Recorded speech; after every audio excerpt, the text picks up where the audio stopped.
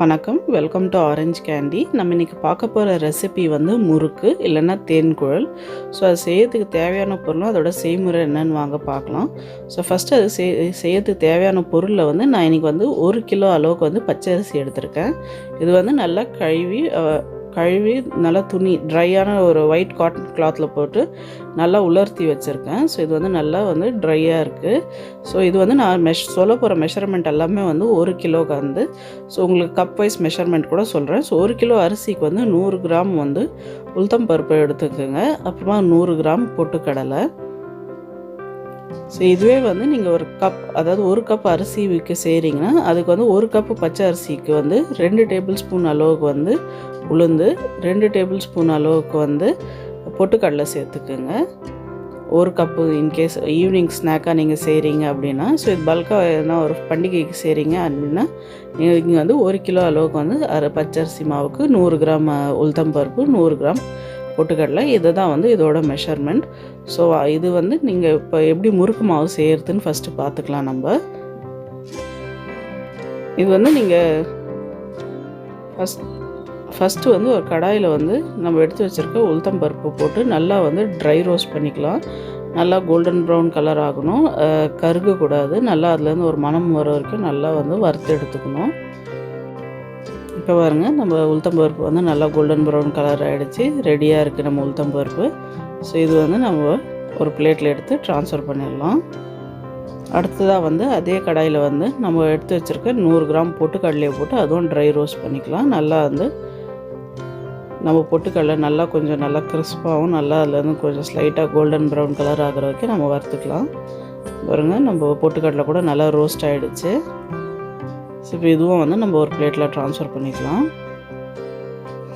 இப்போ இது நம்ம 3 இன்க்ரீடியன்ட்ஸ், அதாவது உளுத்தம் பருப்பு, பொட்டுக்கடலை, அப்புறமா வந்து அரிசி, இது எல்லாமே வந்து ஒரு மெஷினில் கொடுத்து நம்ம வந்து அரைச்சி ஃபைன் பவுடராக எடுக்க போகிறோம்.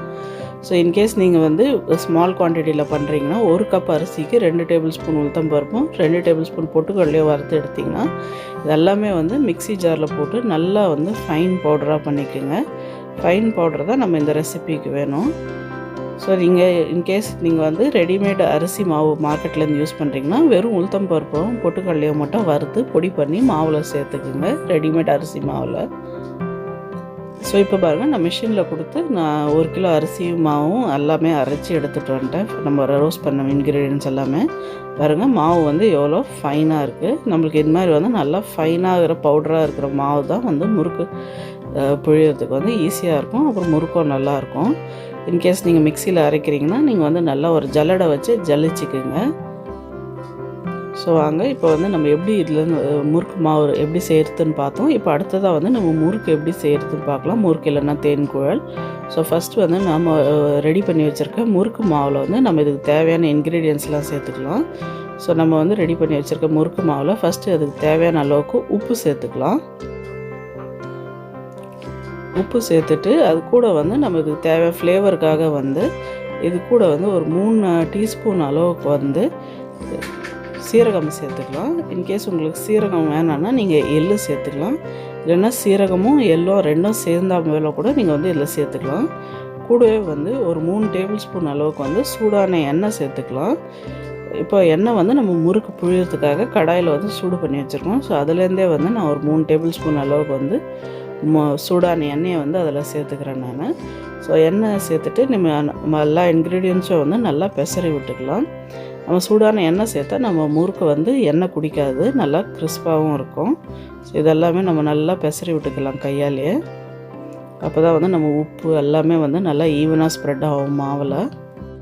இப்போ பாருங்கள், நம்ம நல்லா ஈவனாக ஸ்ப்ரெட் பண்ணி விட்டாச்சு, நல்லா மாவை வந்து பெசரி விட்டாச்சு. இப்போ பாருங்கள், நம்ம கையில் மாவை நல்லா மிக்ஸ் பண்ணி விட்டுட்டு மாவு நல்லா மிக்ஸ் பண்ணதுக்கப்புறமா நம்ம இதில் வந்து கொஞ்சம் கொஞ்சமாக தண்ணி விட்டு நல்லா கெட்டியமாக சப்பாத்தி மாவு அளவுக்கு வந்து பிசைஞ்சிக்கலாம்.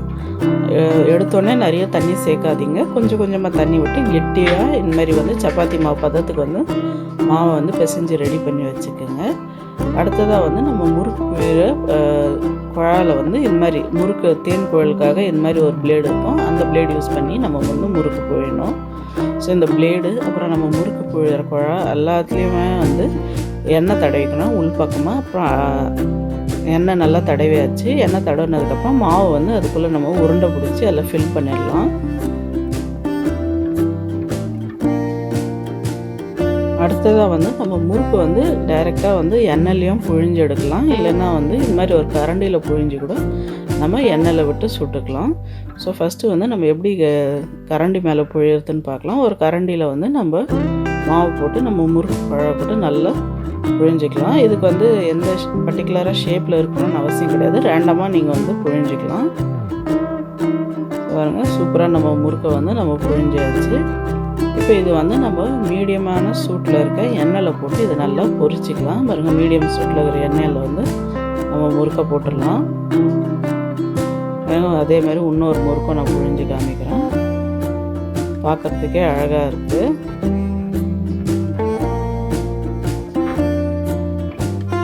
இதையும் வந்து நம்ம மீடியம் சூட்டில் இருக்கிற எண்ணெயில் போட்டு பொரிச்சிக்கலாம். ஸோ முறுக்கு வந்து நல்லா மீடியம் சூட்டில் இருக்கிற சூடான எண்ணெயில் போட்டு நல்லா பொரிக்கணும். அப்போ தான் வந்து நம்ம முறுக்கு உள்ளே நல்லா கிறிஸ்பாக இருக்கும்.